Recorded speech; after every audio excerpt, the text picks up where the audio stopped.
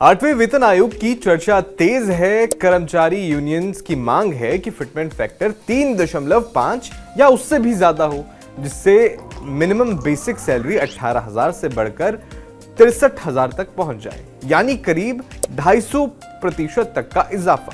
लेकिन सवाल यह है कि क्या भारत इस बोझ को उठा पाएगा? फिजिकल डेफिसिट, पेंशन और कुल खर्च पर इसका क्या असर पड़ेगा? आइए आसान भाषा में समझते हैं। नमस्कार, आप देख रहे हैं TV9 भारतवर्ष। मेरा नाम है अरुण सुंदराल और ये शो है पैसा, पॉलिसी और पब्लिक।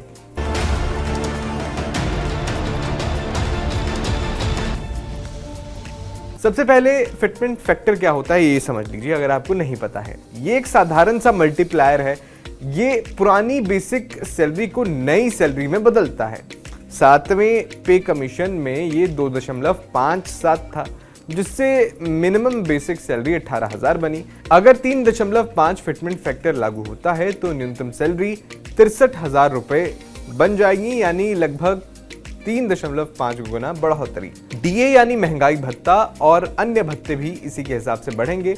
पेंशनर्स को भी सीधा फायदा होगा, उनकी पेंशन भी बढ़ जाएगी। लगभग 50 लाख सक्रिय कर्मचारी और 69 लाख पेंशनर्स इससे प्रभावित होंगे। लेकिन सवाल यह है कि इस बीच यूनियंस क्या मांग कर रही हैं।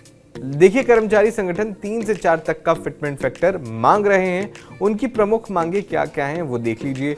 बीएमएस का कहना है कि 4 कम से कम होना चाहिए फिटमेंट फैक्टर, जिससे जो बेसिक सैलरी है वो 72,000 हो जाएगी। एक स्टाफ साइड और AIDEF का कहना है कि ये जो है 3.833 होना चाहिए, जिससे 69,000 सैलरी पहुंच जाए बेसिक। और महाराष्ट्र ओल्ड पेंशन ऑर्गेनाइजेशन ने 3.8 बताया है। FNPO के मुताबिक ये 3 से 3.25 के आसपास या 3.25 के आसपास होना चाहिए। AITUC का कहना है कि कम से कम 3 तो होना ही चाहिए।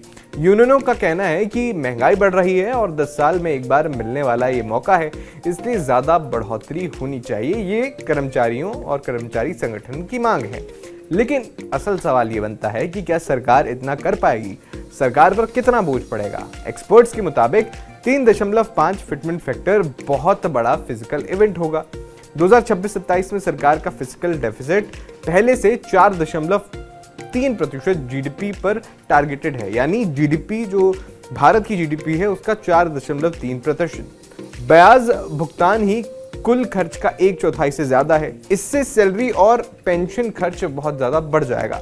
ज्यादातर एक्सपर्ट्स का कहना है कि 2.86 को ज्यादा से ज्यादा सीमा ये फिटमेंट फैक्टर की होनी चाहिए, यानी 2.86 से ज्यादा नहीं होना चाहिए। लेकिन यूनियंस की बात मानने के लिए और 3.5 का फिटमेंट फैक्टर लागू करने के लिए सरकार को काफी ज्यादा फिजिकल हेडरूम चाहिए। कुछ एक्सपर्ट्स का कहना है कि ज्यादा सैलरी से कर्मचारियों की डिस्पोजेबल इनकम बढ़ेगी। इससे FMCG, हाउसिंग, ऑटो, ट्रैवल जैसे सेक्टर्स में खपत बढ़ सकती है, यानी अर्थव्यवस्था को भी बूस्ट मिल सकता है। यानी कुछ एक्सपर्ट्स इसके अगेंस्ट में हैं और कुछ एक्सपर्ट्स इसका समर्थन भी कर रहे हैं। पूरी तरह से विरोध में नहीं है, क्योंकि सैलरी बढ़ेगी तो खर्च भी बढ़ेगा और खर्च बढ़ेगा तो अर्थव्यवस्था को एक बूस्ट मिलेगा। आप में से बहुत सारे लोग जानते ही होंगे कि पे कमीशन जो है वो हर 10 साल में आता है। 7वां पे कमीशन 2016 में लागू हुआ था और 8वां पे कमीशन अब इसकी तैयारी चल रही है।